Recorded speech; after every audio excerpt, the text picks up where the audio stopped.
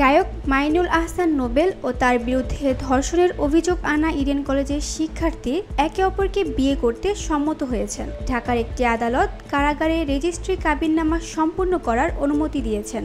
নোবেলের আইনজীবী আদালতে জানান, ভুল বোঝাবুঝির কারণেই মামলা হয়েছিল। এখন উভয়েই বিবাহে আগ্রহী।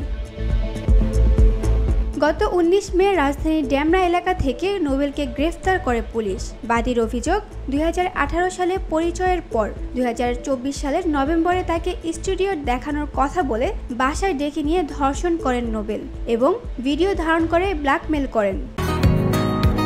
বসুন্ধরা, উত্তরা, বনশ্রী, কুড়িল ও বাড্ডা সহ রাজধানীর বিভিন্ন স্থানে অভিজাত ও অত্যাধুনিক মানের ফ্ল্যাট কেনার এক নির্ভরযোগ্য প্রতিষ্ঠান pleasant properties limited.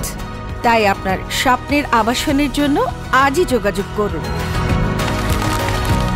Pleasant properties limited, where destiny matches eventually। ঘটনার সূত্রপাত হয় সামাজিক যোগাযোগ মাধ্যমে ভাইরাল হওয়া একটি ভিডিও দেখে, যেখানে এক নারীকে সিঁড়ি দিয়ে টেনে হিঁচড়ে নামাতে দেখা যায় নোবেলকে।